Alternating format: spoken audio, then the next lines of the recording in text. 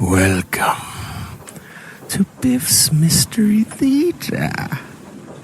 I have many tales to tell you. Ghost stories, murder stories, and tales that will make your bones chill.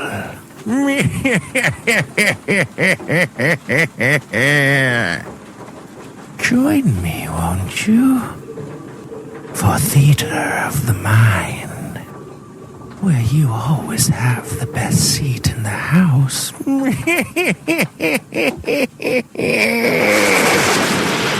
Now close your eyes and turn off the lights.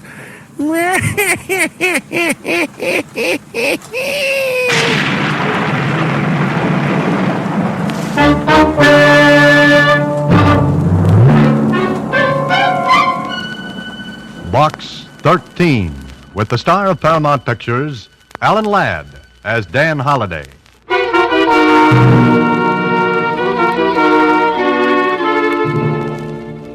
Box 13, care of Star Times. I know my life is in danger. I think you can help me. I'm desperate and don't dare go to the police. Please, if you want to help, call at the Tivoli Theater box office for the ticket left there. Our handbill will tell you more. Our handbill will tell you more. Yeah, that's the way it started. The note from the girl, Maria, the theater ticket, and then murder.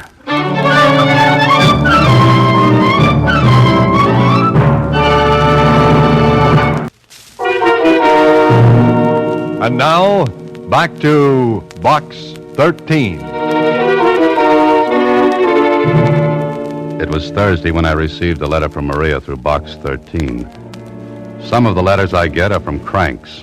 Some from people who are just curious about a reporter-turned-fiction writer who advertises adventure wanted, will go any place, do anything. But with this one, it was just like Susie said. Gee, Mr. Holliday, it doesn't look like one of those crank letters or somebody that's just curious, thinks you're crazy or something. How can you tell, Susie? Oh, I don't know. Maybe it's just female ignition. There's a dictionary over there, Susie. Look up ignition. Don't you know what it means, Mr. Holliday? It's when a woman... Skip it, Susie, skip it. Oh, okay. I'm supposed to pick up a ticket for tonight's show at the Tivoli. Take a look at this handbill. Torino. The great Torino. Like his look, Susie? Well, I don't know. That's what I thought. Okay, Susie, close up shop for the day. You're going to follow it up, huh? That's the general idea, yes.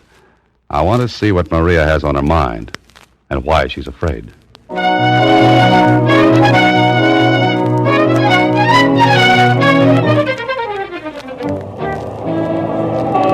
This was it. I picked up the ticket at the Tivoli. A big poster told me this was a charity affair where the act's doing a two-night stand.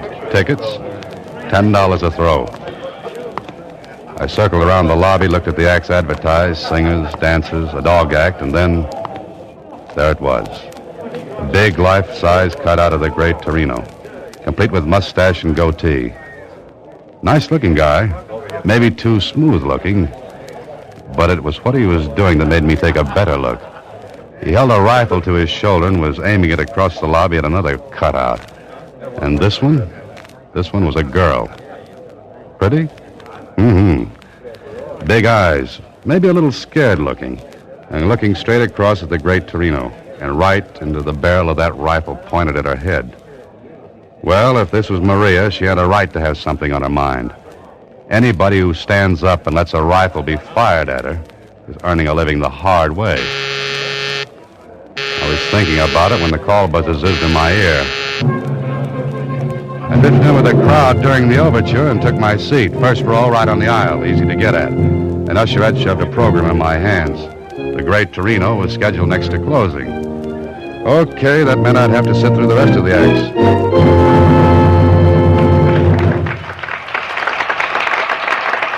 I did. A little skipping.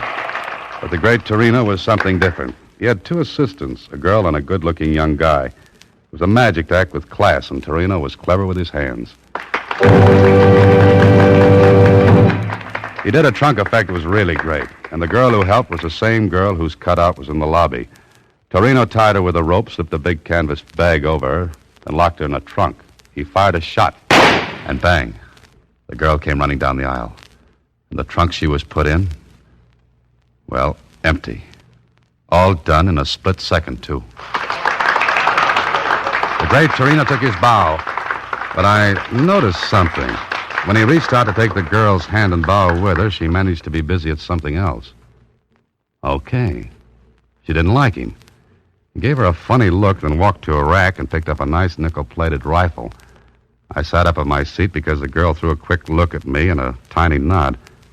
No one would have noticed it but me. I looked back at Torino, who was speaking. Ladies and gentlemen, I wish to call your attention to my final effect. A most dangerous one. So dangerous that few illusionists will attempt it. The history of the magician's art has recorded several deaths during the feat. My assistant will go into the audience now and select a committee of volunteers who will please come upon the stage. Maria, if you please. So the girl was Maria. I guess my cue was to be selected as one of the committee. I raised my hand. She picked me. I went on the stage with four others from the audience. Stood there while Torino went to the footlights and spoke again. Please, the music. No music. Please, no music. Thank you. Now, ladies and gentlemen, I shall give the gentlemen of the committee this rifle. It may be examined thoroughly. Also, 3 bullets, which they may mark later for identification. Gentlemen, the rifle. And here, the bullets. Please mark the lead in any way you choose, unmistakably. We took the rifle and the bullets. And the great Torino, well, he had the audience sitting on the edges of their seats. No one knew exactly what was going to happen, and Torino wasn't going to tell them until the right time came. Then one of the other men on the committee spoke to me and... Bullets look okay to you? As good as any bullets can look. 22s, huh? Yeah. How do we mark them? Initials? Yeah, good idea. The 3 of us cut our initials in the lead. That all right with you, mister? Good. How about the rest of you? Suits me. I've got a knife here. Yeah, let me see the rifle. Yeah, sure, here. Rifle look okay? No gimmicks? Well, not that I can see. All right, my initials are cut in the bullet. You want to cut yours? Oh, yes. I cut my initials, DH, in one of the bullets. So we had 3 bullets with initials cut in the lead. No chance for substitution. Then Torino took the rifle and the bullets. Thank you, gentlemen. Grazie tanti. You are satisfied? Sure, I am. Yes. Good. Now, if you will all watch closely, I shall load the bullets in the rifle. So, and what is your name, sir? Holiday. Good. Then, Mr. Holliday, if you will please hold the loaded rifle until I am ready for it. Oh, sure. In this way, there can be no trickery. Ladies and gentlemen, you saw me load the marked bullets, yes? So, and you have the loaded rifle. Good. Now, ladies and gentlemen, may I introduce once more Maria. Maria? The young lady is as courageous as she is lovely. Maria, you will take your place, please. Mr. Holliday, would you care to shoot at Maria? Oh, no. No, thank you. Then that leaves it up to me. No. The rifle, please. Oh, here you are. Thank you. Ladies and gentlemen, I shall ask for complete quiet. Thank you. Maria, you are ready? Yes, I'm ready. The great Torino walked to the other side of the stage. He raised the rifle to his shoulder, pointed it at Maria. She was pale as death. Her arms were tense, tight. Perspiration stood out on her forehead, and on mine, and on everyone in the audience. Then, so help me, this is what happened. A bullet appeared between Maria's teeth. She let it drop to a plate she held in her hands, then... 2 more bullets popped between her teeth and fell to the plate. No one in the audience moved. No applause, just that tense feeling. Torino walked over, took the plate. His hands never touched the bullets. I'll swear to it. He walked to me and the other 3 men with me, and... Gentlemen, you will please to identify the bullets, yes? This one. Initials T.G. That's me. Yeah, that's mine, all right. Thank you. And this one. K.R. Mine. Thank you. And the third, D.H. That's mine.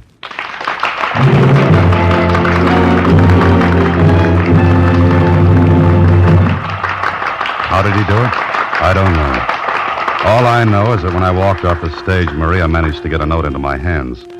When I read it later, it asked me to meet her at a little coffee shop about 3 blocks from the theater. All right, that's what I did. We sat in a booth, back out of the way, and Maria talked. Thank you for coming, Mr. Holliday. That's all right, Maria. I saw a great act, but what am I doing in it? You can help me. Please help me. How? Doing what? You can keep Torino from killing me. More coffee? Didn't you hear me? Oh, sure. Sure, but I don't get it. You saw the act.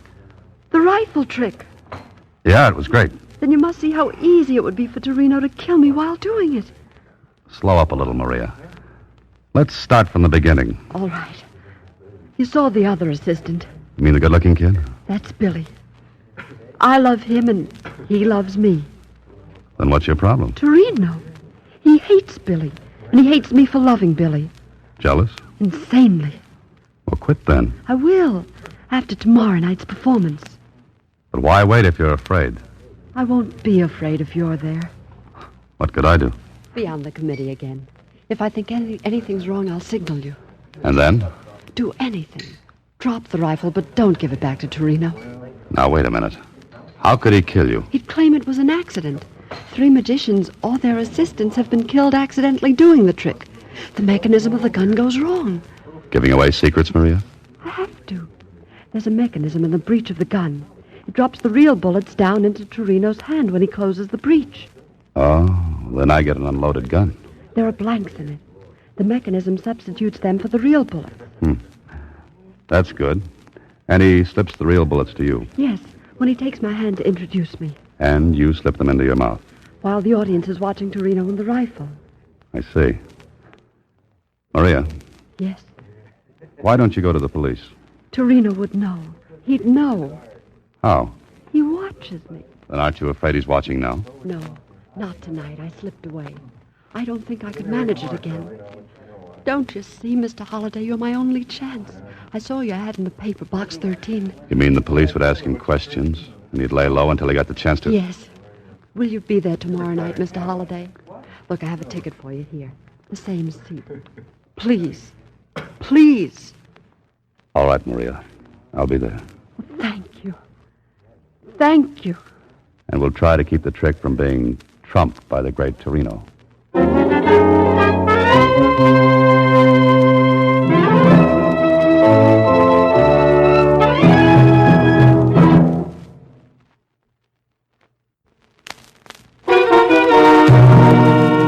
And now, back to Box 13 with Alan Ladd as Dan Holliday.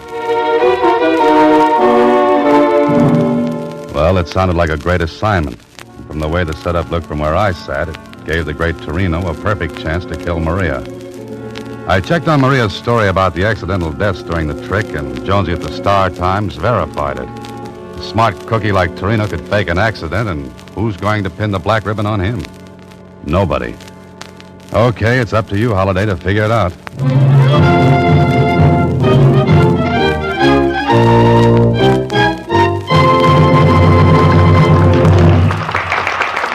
The next night, I sat in the same seat and watched Torino go through his act. The trunk thing, still great, knocked the audience off their seats. Me, too. Couldn't figure it. But the big stuff was still to come, the rifle trick. I went on the stage, kept my eyes on Maria. I marked one of the bullets again. Oddly enough, Torino didn't seem to recognize me. That was all right with me. And now, ladies and Torino went through his same spiel, word for word. I kept my eyes on Maria. but it was though she had never seen me before in her life. She looked, well, it sounds silly, but she looked hypnotized. Then I heard Torino saying to me, Mr. Holliday, would you care to shoot at Maria? "No, thank you." Torino looked at me hard. My name and my face together might have tipped him. There was a funny look in his eyes. I stared at Maria. Not a sign from her. Maria, you are ready? Yes, I'm ready. I relaxed a little. She hadn't given me a sign. Everything was all right, and then Maria! Maria! she dropped. Maria dropped. And right between her eyes was a little round hole.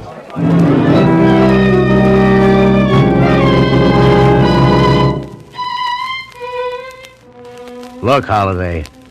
Is that straight, that story? Sure it is, Kling. She was afraid she'd be killed. But you say she didn't give you a high sign. No, she didn't even look at me. But she told you if there was anything wrong, she'd tip you. Yes, but she didn't tip me. Okay. Sergeant, Yes, sir, Lieutenant. get Torino over here. Yes, sir. All right, you. Lieutenant Kling wants you. Got any ideas, Holliday? I'm dry. Bone dry, Kling. What about this guy, Billy, she told you about? I told you. Okay. It was accident. Something she was go wrong. Please. Quiet. Now look. Accident. She's wrong accident that happened. I am an artist. You tell me I do something wrong. No, it is wrong. Holy Accident. mackerel. I tell you Sergeant. a million times. Sergeant. Yes, sir. Put this guy in his dressing room and keep him there till he blows off that head of steam. But watch his door. Listen to me. And the window from outside. Yes, sir. Come on, Houdini. Come on. Get going. It's funny, Kling. I'm hysterical, I don't think. What's funny? The girl, Maria, I don't think she knew me tonight. She looked right at me. Didn't give me a tumble. Yeah? So? She told me she'd signal me if anything was wrong. I don't get it.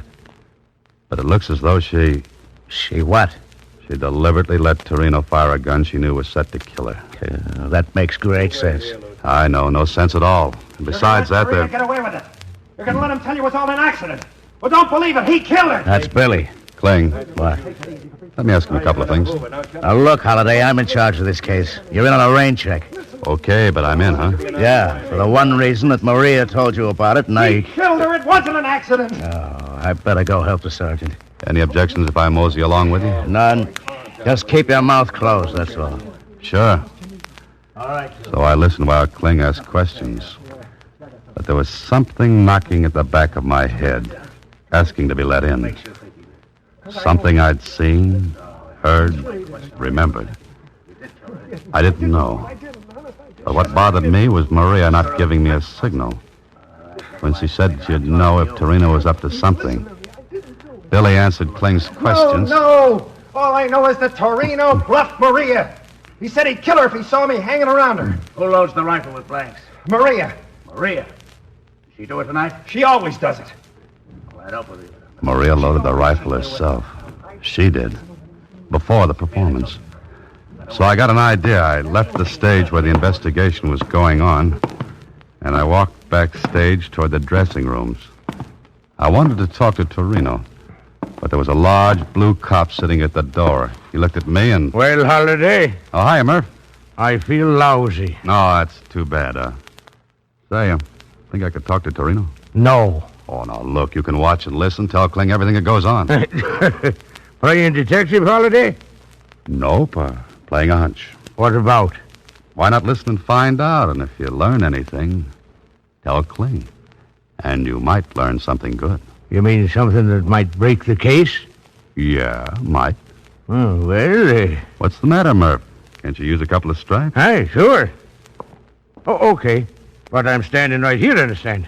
Sure. Right. Hey, you, get up and... Oh, brother. Look.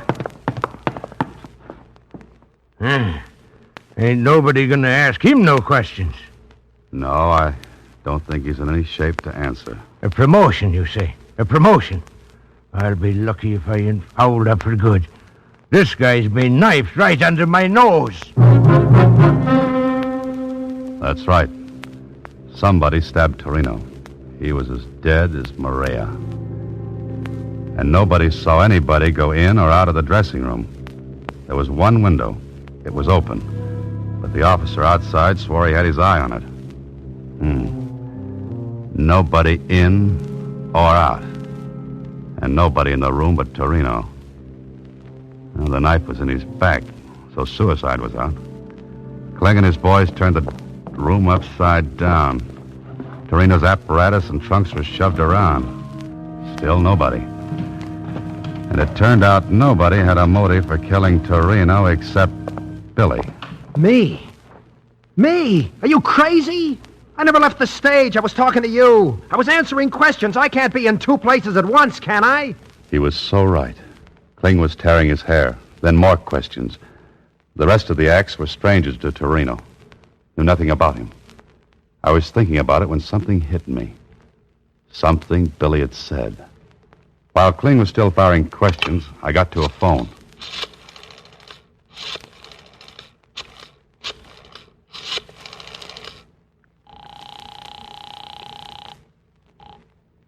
Hello? Oh, hiya, Kenny. Still running that private eye? Swell. Do something for me, will you? Okay. Put a man on the Tivoli Theater right now and get him to tail a guy named Billy. Huh? Here's what he looks like. About 5'9", stocky, light complexion, wearing gray suit.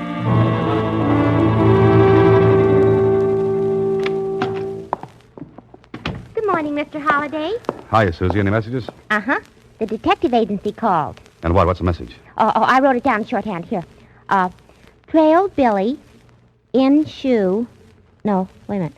Ooh, terrible ink. I got it. To insurance company this morning.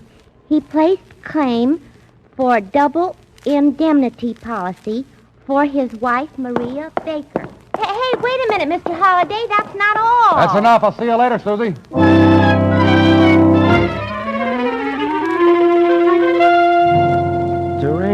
Torino. Step on it, Jonesy. Oh, you want hard facts, it takes time to find them. Even in the morgue of the Star-Times. Okay, Jonesy, okay, but hurry up, will you? Here we are. Torino, born Italy.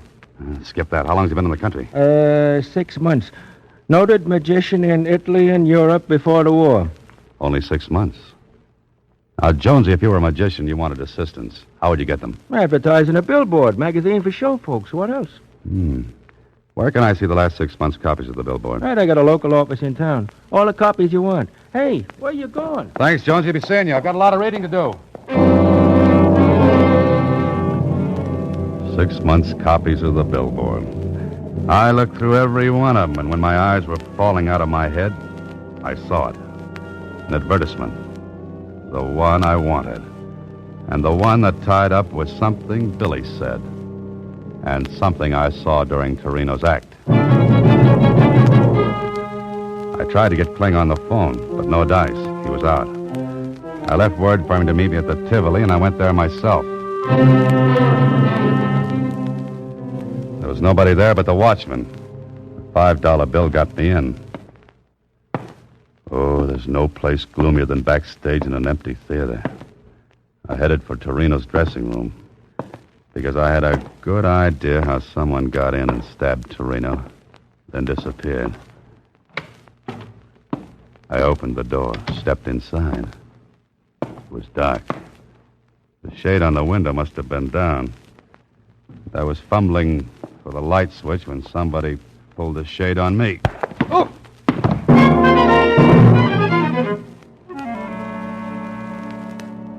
Got any idea who slugged you, Holliday? Yeah, Kling, I have. All right. Who? Billy, maybe. No dice. He didn't come near this place. We had a tail on him. Do you know about the insurance? Sure. But he couldn't have killed his wife because she loaded the blanks into the gun. Uh-huh. And the medical examiner's report on the bullet that killed her? What about that? 22. No initials on it? No, none. So it looks like this Maria deliberately planned her own death. It wasn't an accident. If it had been, the bullet in her head would have been marked. Kling, put out a dragnet. For who? For the one who slugged me. Now cut it, Holliday. If you know anything, spill it before I lose my temper. Who do you want to pick up? Here's a description. Young woman about 26. 26. Brown hair. Brown hair. Lovely blue eyes. Blue eyes. About 5'2". 5'2". Worked as a magician's assistant. Hey, what are you giving me? That's Maria. Uh-huh, Maria. She's dead, you dope. You mean her twin sister's dead, Kling. Twin sit. What are you talking about? The trunk effect Torino worked could have only been done with twins. Billy tipped me off on it. Billy? Sure, when he said nobody could be in two places at once. And Torino advertised in the billboard for twins. You aren't dreaming this. Put out a dragnet for Maria. Who stabbed Torino? Maria. She got her twin sister to take her place in the rifle trick last night. That's why I didn't get a signal from her. The sister didn't know me from Adam. Now, look, Holliday, we searched this dressing room. There was nobody in it when Torino was stabbed. Maria was here. Look. False back in this cabinet. Good old magician's gimmick. She was here all the while. Maria and Billy took out an insurance policy on her and planned to make me the patsy. Because I'd testify that she told me Torino hated her, that she was scared. Torino was knifed to keep him from spilling about the twins. Billy was in the clear on that, because he had an alibi when Torino was killed. Okay, Clint? Okay. We'll put out a dragnet.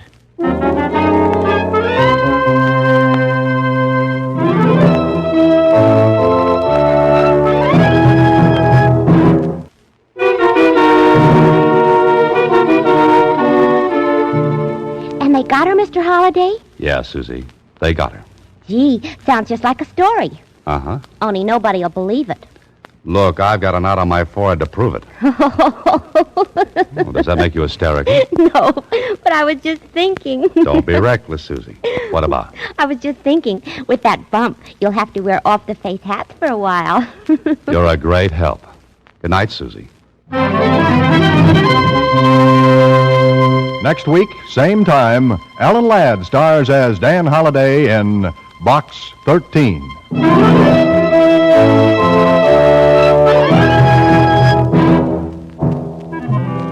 Alan Ladd appears through the courtesy of Paramount Pictures and may currently be seen in Wild Harvest.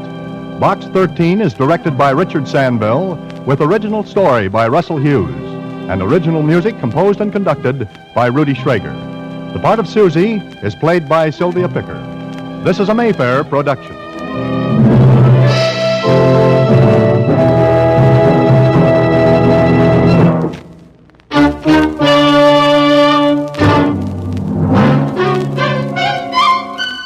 Box 13, with the star of Paramount Pictures, Alan Ladd, as Dan Holliday.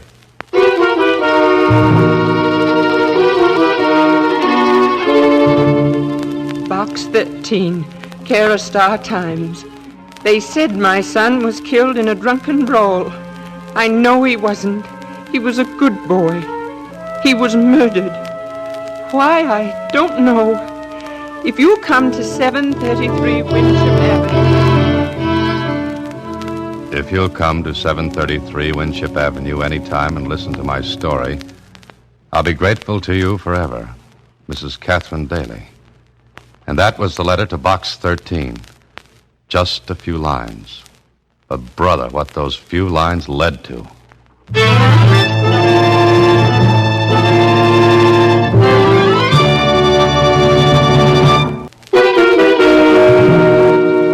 And now, back to Box 13. I get some funny letters through Box 13. Some don't mean a thing. Others are from people who answer all the ads. But this one from Mrs. Catherine Daly, it had a real ring to it. I get so I can spot the letters from cranks and curiosity hunters. They're full of big phrases. It's the simple ones that count, like Susie said. Well, it's short, Mr. Holliday. Uh-huh. What are you going to do about it? Well, what would you do, Susie? Well... You know, Susie, I don't know how you manage to get right to the point of things so quickly. Oh, it's easy. Okay, you talked me into it. I don't know what I'd do without you. I try to make myself indisposable. The word, Susie, is indispensable. What's the difference? None, I guess. All right, Susie, I'm on my way to 733 Winship Avenue. Mrs. Catherine Daly was a little woman, maybe about 50, 60. It was difficult to tell because gray hair was pushing hard against the brown. It was her eyes that got me. Maybe not too long ago they'd been able to smile, but now they were dead, lifeless. Something had been taken away from well, inside. She led the way to a little living room, furnished cheaply but neatly. She sat down, pointed to a chair for me, and then... Are you serious about that advertisement, Mr. Holliday? Well, yes, I am, Mrs. Daly. I haven't any money. That is not much. I can afford something, if it's not a whole lot. Oh, now, look, Mrs. Daly, I'm a writer, and sometimes Box 13 leads me to a good plot. You see, I don't take money because I get paid very well for the stories I get. You see, I used to be a newspaper reporter. Newspaper reporter?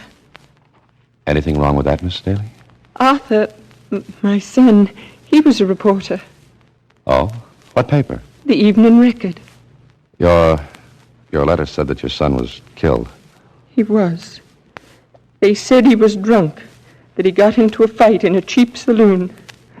Arthur was never drunk in his life, and he hated fighting. That his picture on the table? Yes. In uniform. That's the Distinguished Service Cross, isn't it? Yes.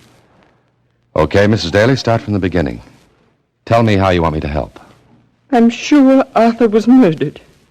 Murder's a tough word, Mrs. Daly. Tough to say and tough to prove.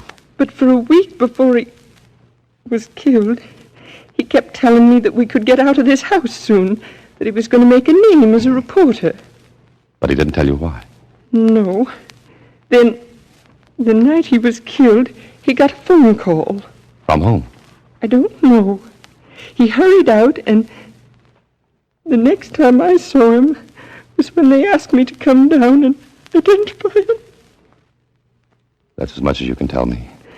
It's every word. Mrs. Daly, this may sound brutal, but your son's dead now. Why would you rather have it said he was murdered? I want to show everyone he couldn't have died in that cheap, shoddy way.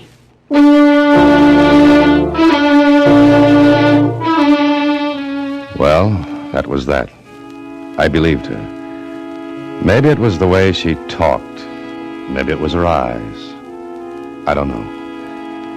Anyway, I left her house with nothing to go on but what she had told me, and that was little enough. Just that he was on to something would make a name for him as a reporter. Anyway, I went to see what Lieutenant Kling knew about it. About what, Holliday? About the kid that got killed in the saloon brawl. Well, that's what the records show. They show anything else? No, they don't. You know, I like you. Thanks. You can have the next dance. I'm serious. Okay, so you're serious. What about? You're not satisfied with the Daly case either. What makes you think I'm not? Just the way you talk. You don't believe it's right. I believe what the witnesses in that dive said. The Daly kid got drunk. Somebody said something to the girl he was with. Nothing bad, but Daly got mad and started swinging. And? And he ended up in the red. You didn't arrest anybody? Look, we get a dozen calls a night from down at the hill places like that. Somebody's always getting pushed around, roughed up, killed. Some of the things don't even hit the newspapers. Run-of-the-mill stuff. Sure. But look, Kling, what kind of guys get killed in places like that? Bums, winos, characters who hang out in those joints. But not a kid like Daly. And you're an honest cop. What was that crack for? For a compliment. The Daly thing bothers you because you know as well as I do that something's wrong about it. Then you tell me. I'll try. Later. Now, look, Holliday, I'm not on the case anymore. Homicide's got enough to do without running down a fight in a saloon. But, But what? I don't like it, you're right. I knew I liked you. Okay, I'll marry you in the morning. The place you want is 183 River Street. Oh, nice neighborhood. Right. The cops go in quartets down there. Thanks. See you later. And for the love of Mike, don't end up in the meat wagon like Daly did. Kling was right. It wasn't a neighborhood to raise kids or anything else. And the place I wanted was called the Riverview. Fancy name. Oh, a great place. I stepped over a couple of boarders spending the night on the doorstep and walked inside. There was a tinny piano played by a guy mechanically banging out a tune that its own composer wouldn't have recognized. The The bar was set at the back facing the door. I went over to it. The bartender took a long, good look at me. I must have looked strange. I was wearing a necktie and a shirt. He walked over. Yeah? What's with, bud? How are you? Awful. You? Practically dead. Okay. Now that we know each other, what's on your mind? What do you got to drink? Arsenic? Want some? Straight. Water on the side. Funny man, ain't you? Sure. Look, what do you want? A drink, maybe? No, you don't. That suit you got on costs maybe 150. The tie, $5. Any cook who comes in here dressed like you don't want a drink. All right. You win. Swell. Slumming, huh? No, looking. For what? Last week there was a fight in here. A kid got killed. Arthur Daly. I didn't see nothing. My back was turned. Did you ever see the girl who was with Daly? I told you I didn't see nothing. Oh. All through the fight, you just kept your back turned. Yeah, I hate fights. Can't stand the sight of blood. That what you told the police? Same thing. Who were the witnesses? Look, when a fight starts in here, there ain't no witnesses. Everybody's blind. That makes it easy. You were a friend of this Daly character? Yeah, a good friend. Uh-huh. I still don't know nothing. Now blow, mister. Out. Get it out. He knew something, all right, but he was clammed up tight. I left and walked up the street. I was close to the spot where I'd parked my car when I heard something. I stopped. Somebody was tailing me, following me from the saloon. Okay, somebody didn't like me nosing around. I walked past my car. Just ahead of me was an alley, and pulling out of the alley was a truck. I walked a little faster. I got to the alley, skirted around back of the truck so that my trailer would lose me for a couple of seconds. Then I stepped inside a doorway. It was dark. The truck pulled away. I waited. Then I heard the steps. He didn't know where I'd gone. But if he was going to pick me up again, he'd have to pass the doorway where I waited for him. Come here. Oh, let go, you hurt me. Shut up. Oh, please, mister, I ain't no crook. I wasn't going to put this thing on you. What's the idea of tailing me? I heard you talking to the barkeep back there. I wanted to talk to you, honest, that's all. You could have caught up with me before this. Gee, mister, I didn't want anybody to see me, honest. All right, talk. Oh. You want to know something, huh? Come on. What do you want to say? Well, honest, I might get in trouble.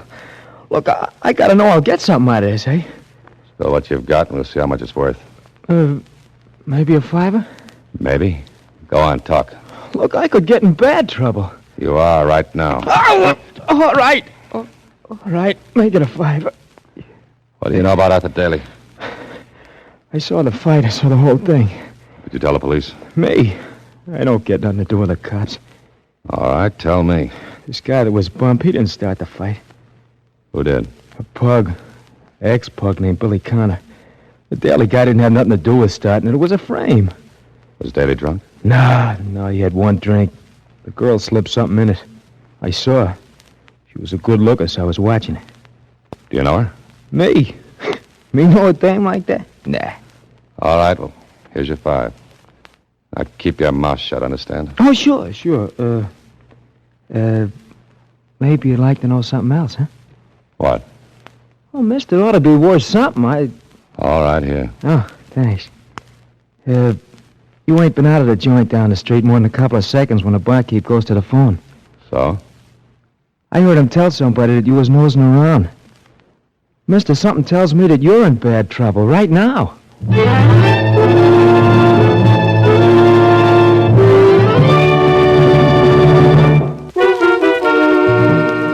And now, back to Box 13 with Alan Ladd as Dan Holliday. Well, I had a few facts now. First, Daly knew something that might have got him killed. Second, the girl who was with him put something in his drink so he'd look drunk. Third, an ex-pug named Billy Connor started the fight. Why? The answer to that would put me on first base. So I asked around a little and found out that Billy Connor, a third-rate fighter down at the heels, suddenly came into money. And right after the fight in the saloon, I found him in a second-rate nightclub. You the guy that wants to see me? If you're Billy Connor, I'm the guy. Who are you? Knowing that won't make it any prettier. You're a smart boy, huh? Maybe. But you're not acting smart. What? What are you talking about? You're making too much splash, Connor. The boss doesn't like it. People might start asking questions about the money. The money you got for killing Daly. Me? Oh, no, I just started the fight. Then I ducked. Somebody else banged his head for him, not me. Ah, that's the way it was, huh? Sure, you know. Who are you, anyway? Forget it, Connor. Wait a minute, fella. Why'd you say that's the way it was? Didn't you know? Sure I knew. You ain't from them. From whom? You dirty sneak. You a copper? Maybe. Think it over, Connor. Hard. I left him standing there with his mouth open. I thought I'd found out what I wanted to know. But Kling told me... Doesn't mean a thing. You can't prove anything, Holliday. What if I get proof? How? You've got the name and address of the girl Daly was with the night he was killed. And you want him, is that it? You could get hurt. Meaning you won't give me the girl's name. Meaning that if I do, you're on your own. I'll take that chance. Do I get a name and address? Eileen Simmons, 4674 Roberts Drive. And I hope you get more out of her than we did. I hope so, too. I didn't like walking up a blind alley with murder at my back and maybe in front of me. I got to the girl's home, a boarding house in the shabby section, and took a look at the mailboxes downstairs. While I was walking up to her flat, something tingled the back of my neck. Something that screamed a warning. I got to her flat.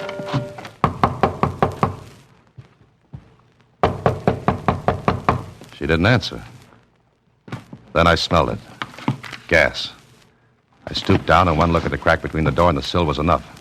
It was stuffed with newspapers. There was only one thing to do.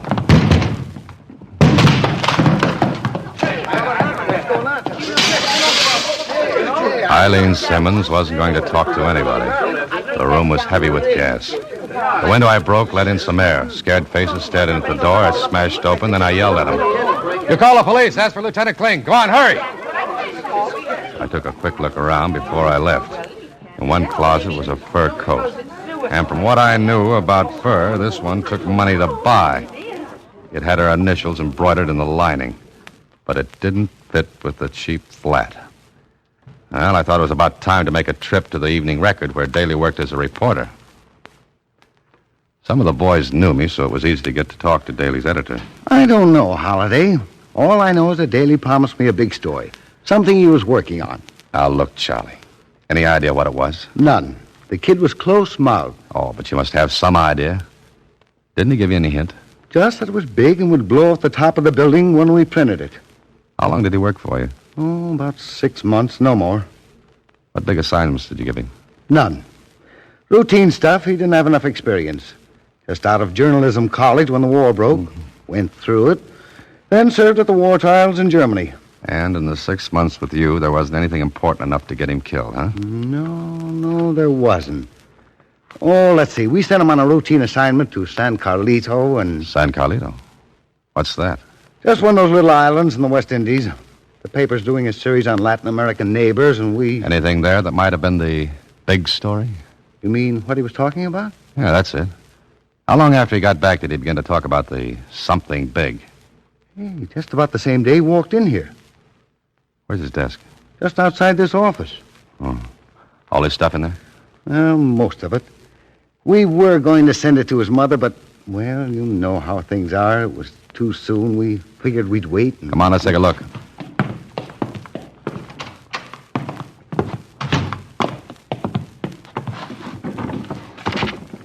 Just the usual stuff. What are these photographs? Never saw him before. Full face, profiles of men. You know them? Not from Adam. Oh, Charlie, can I have these? Well, I don't know, Holliday. Just one ex-newspaper man to an editor.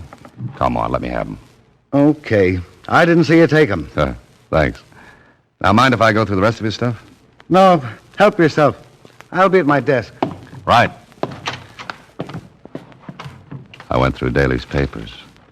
There was one little notebook with an entry in it that read, "Got to be careful, never be alone.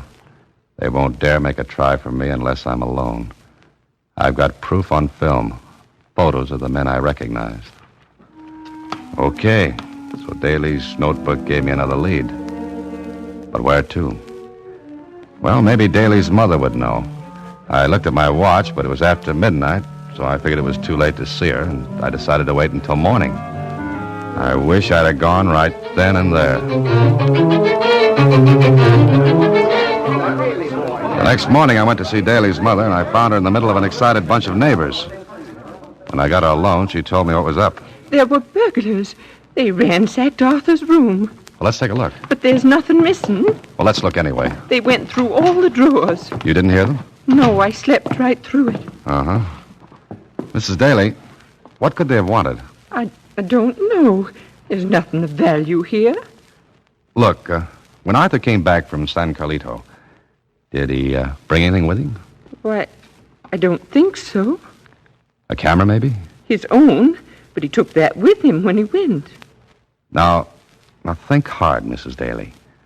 Did he take any film out of that camera when he got back? I think he did. Yes, I remember. He hurried out with some film to have it developed. Where is it? I don't know. Did he get it back from the shop where he took it? Don't think so. I think he'd have shown them to me if he had. And the roll of film he took out of his camera is still in the shop. It must be.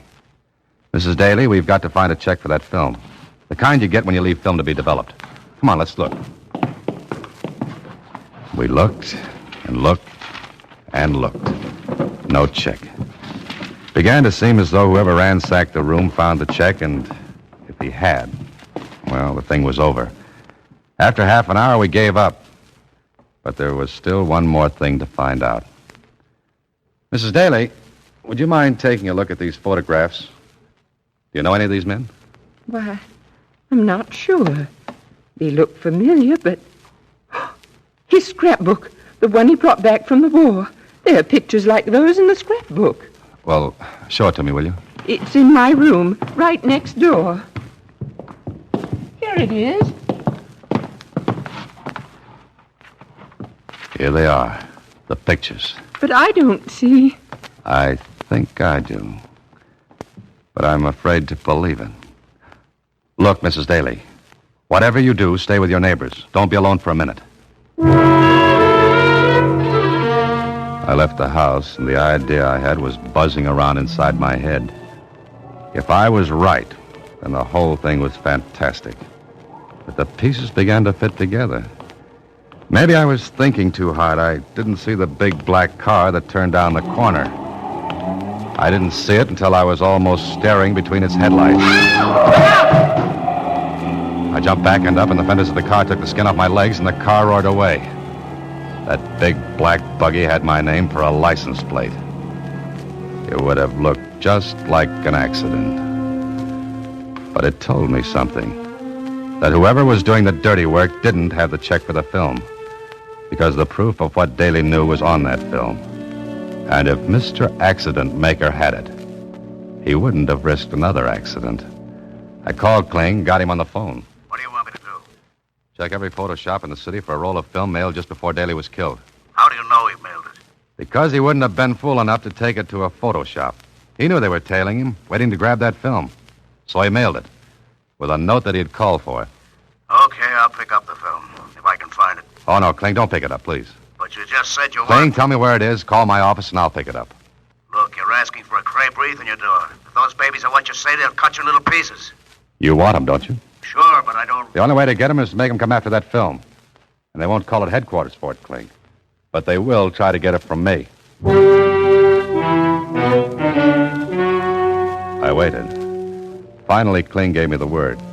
I picked up the film and printed the little finishing shop. Kling had given orders that I was to have it. I got in my car, looked in the rear vision mirror, and saw a big black sedan pull in behind me. This was it. I couldn't spot Kling, and the squad car he said would be handy.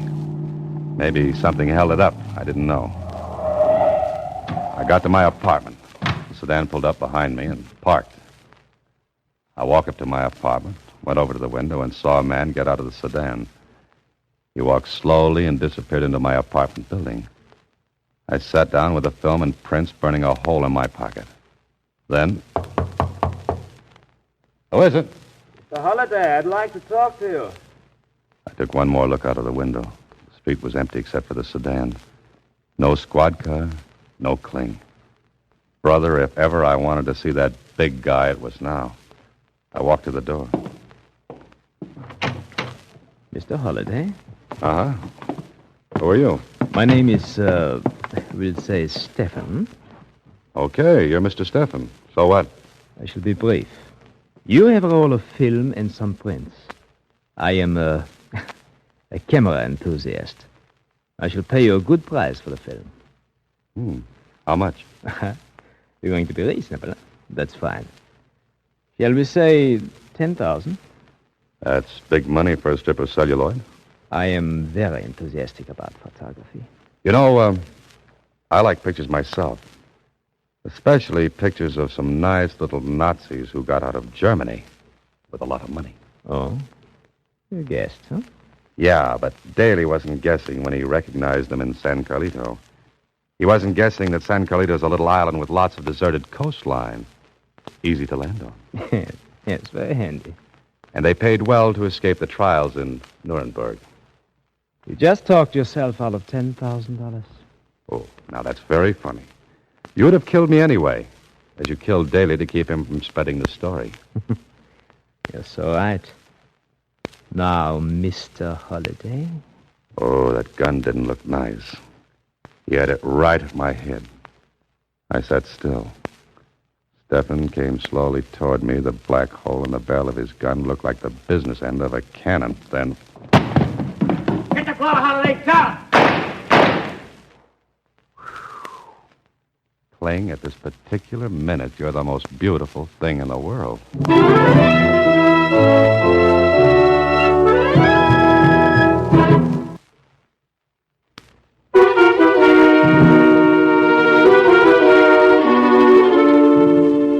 Then what happened, Mr. Holliday? Well, at that moment, Susie, Lieutenant Kling landed and took over. Sorry I drew it so close, Holliday, but I had to let Stefan talk a while. Yeah. But by the way, where was that squad car? There wasn't any. The squad car would have scared Stefan away. I had to make it look safe. The boys and I were right next door. Had been for an hour. Now, he tells me. That's up to the Federals now. We're cleaning this end. Gee, I sure...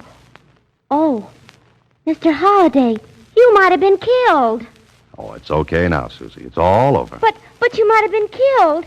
And I like this job so much. What'd I say? Very funny, Kling. Nothing, Susie, nothing. Good night. Next week, same time, Alan Ladd stars as Dan Holliday in Box 13.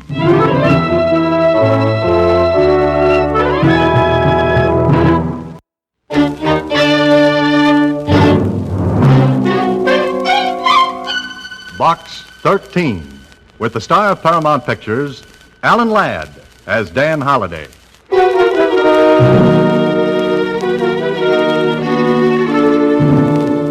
Hey, look, boss. Look at this. An ad in the Star Times out-of-town newspaper. Yeah. Box 13, Adventure Wanted. We'll go any place, do anything. Well, this looks like the right answer, Tony. Yeah. I think I'll write a letter to Box 13. The letter was postmarked from a city in Nevada. It came airmail, special delivery to Box 13 and me. It sounded like a great chance to grab a change of scenery and maybe a little fun. Fun? Brother, how wrong could I be?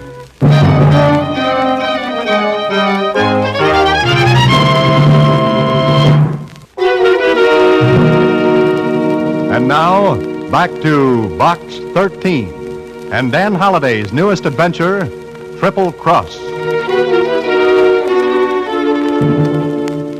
just run an advertisement in the Star Times, one that reads, Adventure Wanted, will go any place, do anything, and see what you get. A lot of them can be interesting, like the one I listened to Susie read. The one that came airmail, special delivery from Nevada. Enclosed is enough money to buy you a plane ticket to Los Meros. You want adventure? All right. Come to Los Meros, register at the Paradise Hotel. Wait in your room until you're contacted. And that's all it says, Susie? That's all, Mr. Holliday. There's not even a signature even. It's what's called an ominous letter. What kind of a letter, Susie? Ominous. That means it's not signed by anybody. The word you mean is anonymous. Oh. But you could be right after all. Well, Susie, lock up the office and look for me when you see me with a new plot and a nice tan. A new plot and a nice tan, I said. I got the plot, but the tan almost turned into a beautiful white pallor, the kind that goes well with lilies. The plane trip was smooth. The trip from Airport to the Paradise Hotel was nice and easy. And the hotel itself? Well, it was the only one I could remember that looked like the ads in the travel folders. Oddly enough, there was a room reserved for me in my name. Okay, somebody checked and found out who I was. I explored the suite, thinking maybe I'd get a lead on what this was all about, but it was just a fancy set of rooms, all newly decorated. I sat down, and then about a half hour later... Come in. Message for you, Mr. Holliday. Oh, thanks. Here you are. Oh, thank you. Just a minute. Who gave this to you? A man, sir. What kind of a man? What did he look like? Oh, just a man, sir. Oh, I see. A head, 2 eyes, nose, 2 ears, and a mouth. That his description? Yes, sir. That's exactly what he looked like. Good. Then I'll know him when I see him. Oh, did he ask for an answer? No, sir. He just told me to bring the envelope to you. Will that be all, sir? Oh, yes, thanks. Well, 2 $100 bills. And a message that said, buy a red carnation in a flower shop and put it in your lapel. After dinner, go to the casino roulette table, buy $200 in chips and put them on number 18. If you win, walk away, wait 10 minutes, and put half the winnings on number 22. After you play, wait in the casino.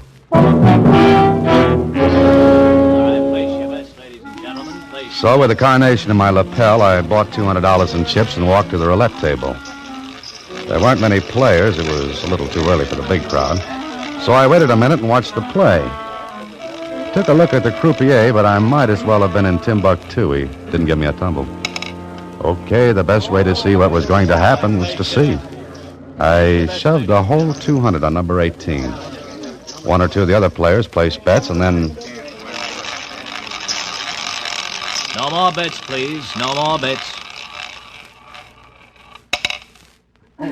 Number 18, red and even. Your chips, sir. The croupier shoved the winnings across to me. I watched his face. If he had any expression, it was on the soles of his shoes. Well, maybe $7,000 win was common around here. I left the table, sat down, and did a little problem in arithmetic, which figured out to be $126,000. That's what I'd have if number 22 came up. And, brother, it looked from where I sat as though it would. The 10 minutes went by, and I walked back to the table. Waited until the wheel stopped. Number 16, red and even. Place your bets, please, ladies and gentlemen. Slowly, I shoved 3,500 in chips to number 22. This time, the others around the wheel did look. 3,500 at 35 to 1. When the wheel began to slow up. No more bets, ladies and gentlemen. No more bets, please. That croupier was as cold as the floor of a mausoleum. Somebody dropped a pin, and I heard it hit the floor. The white ball clicked its way until... Number 22, black and even. Your chips, sir.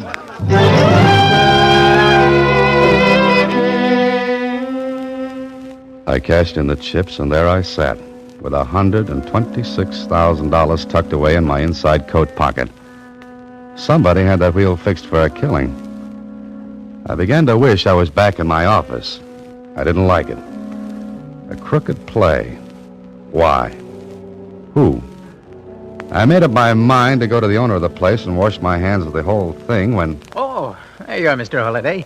I've been looking for you. I have a message for you. Yeah? Well, it's verbal this time, Mr. Holliday. Oh, what is it? You're to go into the bar and wait. Is that all? Yes, sir. The same man gave you this message? Yes, sir. Did he still have a head, 2 eyes, a nose, and 2 ears? Yes, sir. All right, here you are, kid. Oh, thank you. You know, if this keeps up much longer, you'll be able to retire on my tips alone. Thank you, Mr. Holliday. Will that be all? How much did this character give you to forget what he looked like? Well, nothing, sir. Nothing at all. And a smart boy like you should have taken a good look the second time. Huh? Especially since I asked about him after the first message. Oh, he was big, dark, a little mustache, and had a little white scar over his right eye.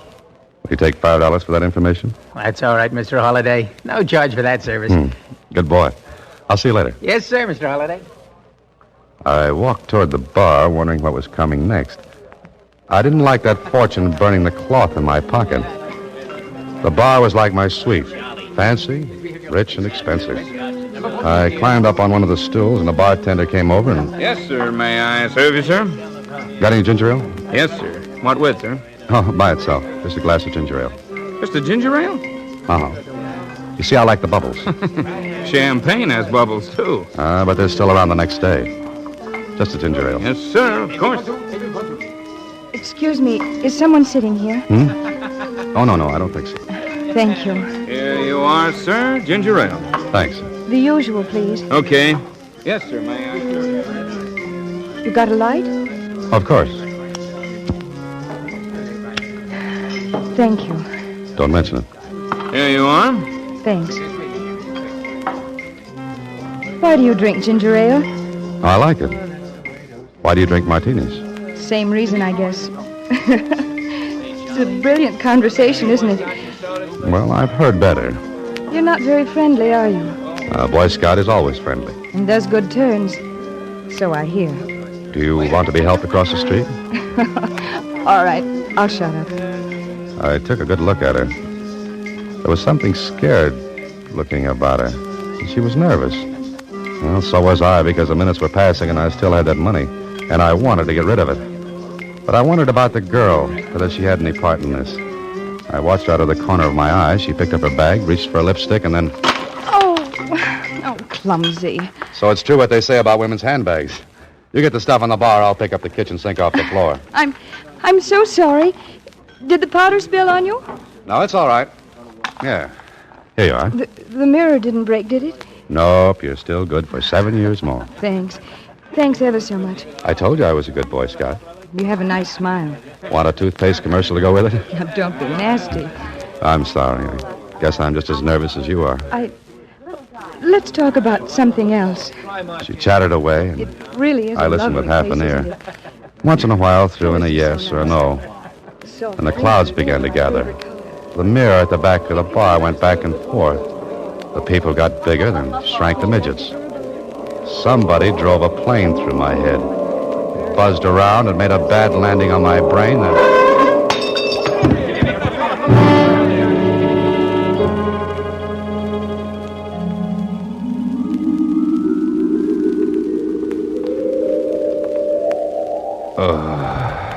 There you are. Feeling better now? Oh. You'll be all right. Just lie there, take it easy. Sure, Hey, I'm in my room. Of course. We brought you here.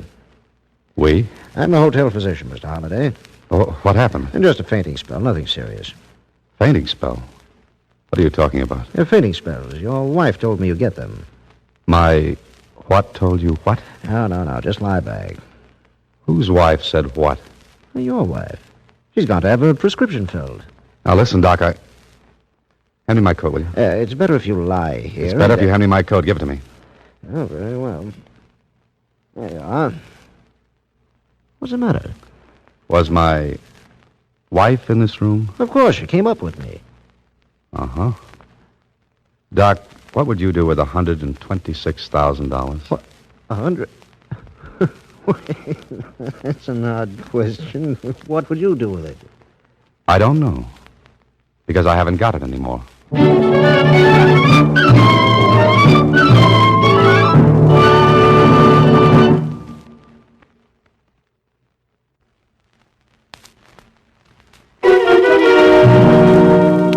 Now, back to Triple Cross, another Box 13 adventure with Alan Ladd as Dan Holliday. So there I was, 126,000 in the red. If it was meant to be taken from me, then somebody was working it the hard way. Sure, the girl slipped something in my ginger ale when I picked up the stuff that fell out of her handbag. She took the money. All right, I wanted no more of it. I was going to head for the nearest exit, running, not walking, when... Come in. You Holiday? Yeah. Do I know you? Call me Tony. I'm the guy who wrote the Box 13. Oh. All right, goodbye, Tony. Sit down. What's the idea? Funny, I was going to ask you that. We're playing 20 questions. Let's skip the other 18, Tony. I got a big one left. Where's the dough? You tell me. Give it to me. Well, I didn't like him. I didn't like the gun he was playing with either. And I didn't like the little white scar over his right eye or the little black mustache. I was willing right then and there to cross him off my friendship list. But I told him what happened. It's a great story. Ain't heard one like it since I read fairy tales. Well, I don't care if you believe it or not. You got no regard for your health, Holiday. Look, Tony, I'm leaving this place You'll now. be too heavy to carry out if you take one more step. That's better. Now, what kind of a frame is this? Once more, you tell me. I played a crooked wheel downstairs. I don't like that. You got adventure, didn't you? I don't want anything that's crooked. Look who's talking. Who was the girl? Believe it or not, I never saw her before. What did she look like? I don't know. Yeah. Ever try to take a good look at anyone in that bar downstairs? It's too dark to even see a lighted match. You're smart, Holiday. The game with the girl is neat, awful neat. You get the dough, play doggo. Act like the girl slipped you Mickey. Later she turns up with the dough and you two split. Now talk sense, Tony. I didn't know why I came to Los Morris in the first place. I didn't know how I was going to get that money. How would I have time to dream up that frame with the girl? Yeah. Yeah, I never thought of that.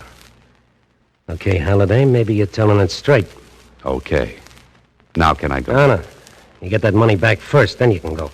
I don't think I'll stay for the ninth inning, Tony. The game has not started yet, but you get that dough. How? That's your problem, but get it. Look, Tony, I'm backing out of this. You know I can go to the sheriff. No, you won't. Because there'll be a tail on you from now on out. One move like you're going to the law. Understand? Okay. Okay, I get it. And there'll be somebody in this room to see that you don't use the phone. You'll be covered like a pool table, Holiday. What if I can't find the girl? What if I can't get the money back? The boss will be awful mad. And? There are worse places than Los Morros to spend a lifetime. If you live. Ever have one of those dreams in which you try to run away from something and can't? Well, this one, with my eyes wide open, was really something. Tony and I went downstairs. Two other characters detached themselves from chairs when Tony nodded at them. Brother, I was covered. It looked hopeless. With Tony not far behind, I asked the doctor if he'd ever seen the girl who said she was my wife. Well, there was no dice there. Then I remembered something. I told Tony I was going back into the bar. Bar? What for? Now, look, Tony. Let me do it my way. I'm the one that's on the spot, so let me play it the way I want. Okay. I'll watch. And don't try for a quick steal, because the boys outside know who to look for. Go ahead. Thanks. What would I do without you, Tony? I don't know. Because you're not going to be without me. Remember, I'll be watching.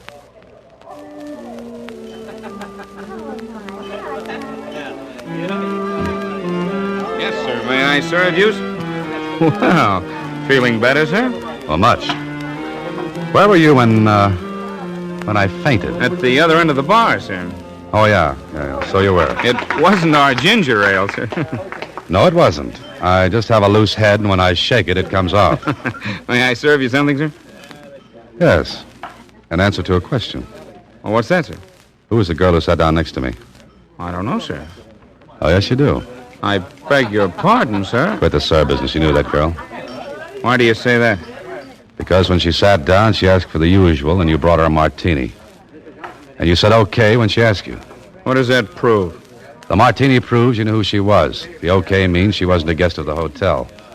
No bartender as polite as you are would say okay to a lady guest.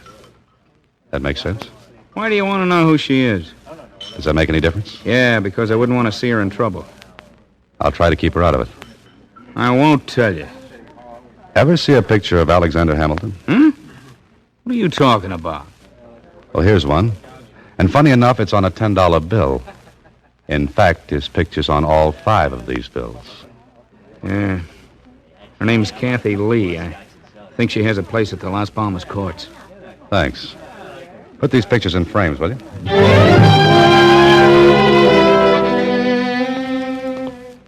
I found the Las Palmas courts. And, of course, Tony behind me all the way. The name list in front said Kathy Lee lived in number 8. I looked around before I turned in the walk.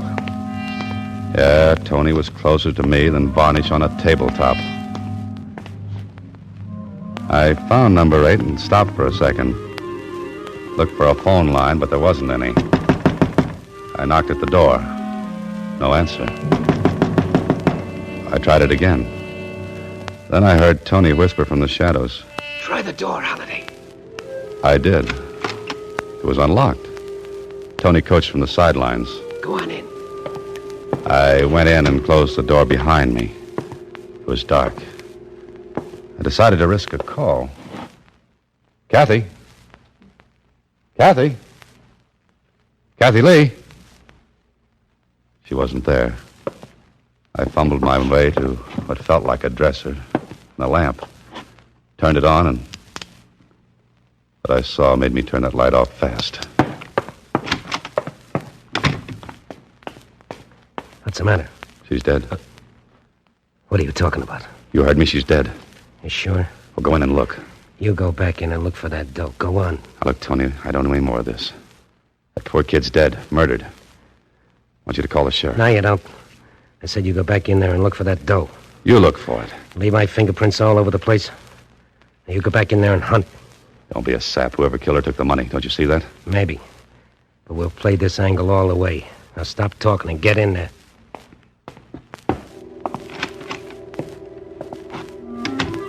I hated to turn on that light, but I had to. I didn't look at her. I looked through the room. Then I found something. A plane ticket to San Francisco, leaving that night, and a boat ticket for South America.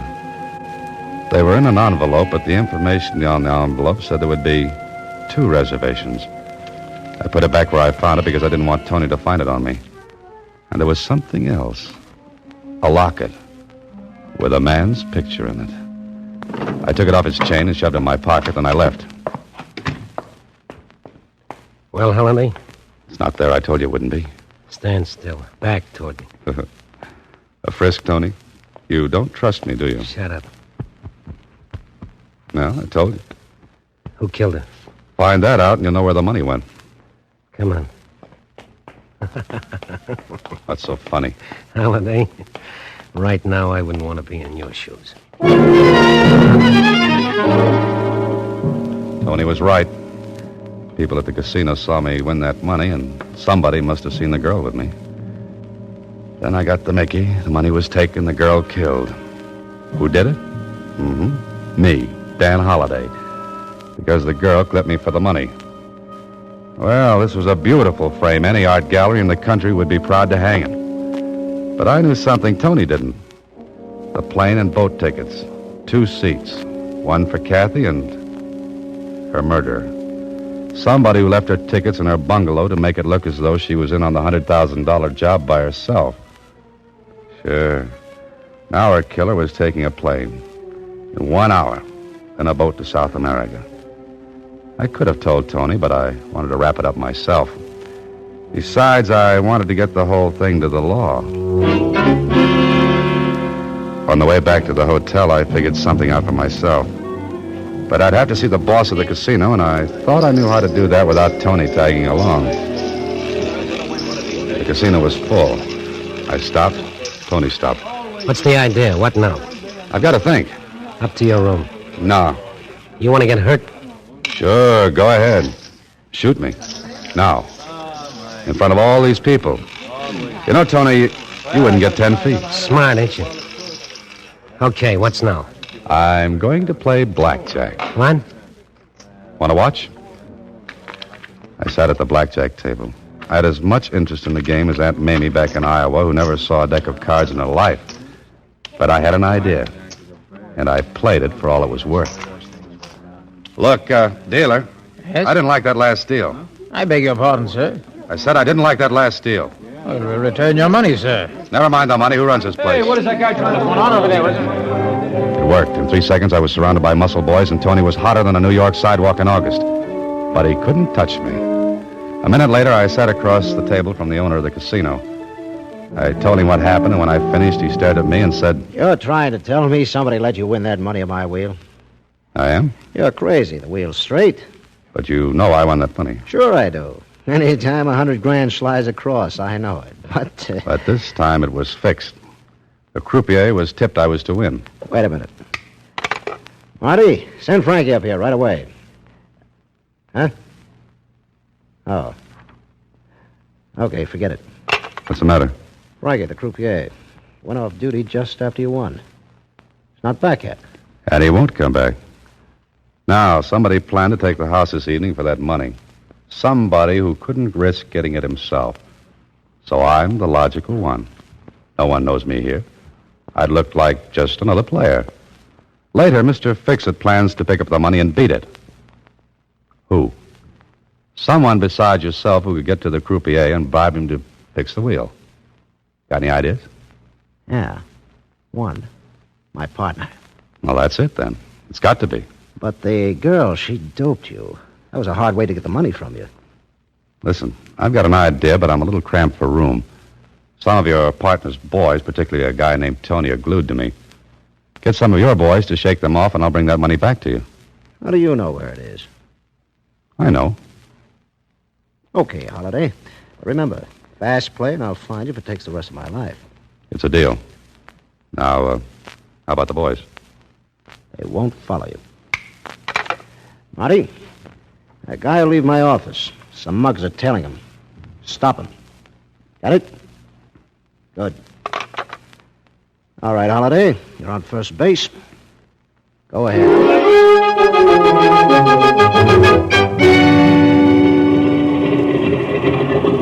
I was sure he'd be at the airport, and I wasn't wrong. He was sitting in the shadows on the outside. I walked over to him, and he looked up. Holiday, I thought you would be... Thought I'd be framed, huh, Frankie? What are you doing here? I've got a message from Kathy Lee. Kathy? She's... You ought to know you killed her. You're crazy. Not only that, you've got $126,000 in that bag. $126,000 that looked like easy money. Shut up. That money doesn't mean a thing. It's the girl who counts, the girl who was willing to do what you told her to do. The girl you triple-crossed and killed after you double-crossed your boss who bribed you to fix the wheel. It's too bad you're so smart, Holiday. It's too bad you led with that right, Frankie. Somebody call the police to come and clean this up.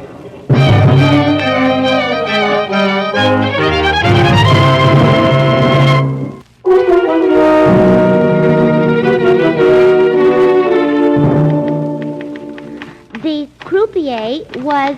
Oh, please hurry, Mr. Holliday. I want to hear the ending. All right, Susie, all right. What do you want to know? Well, how did you guess that Kathy Lee was the croupier's girl? Well, her locket had his picture in it. Oh, they should have given you the money as a reward. No, thanks, Susie. They can have it. But there's one thing I don't understand, Mr. Holliday. And that's? You didn't get a tan at all. You're just as pale as when you left. Oh, $126,000. A murder and a tan, too, she wants. Good night, Susie. Next week, same time, Alan Ladd stars as Dan Holliday in Box 13.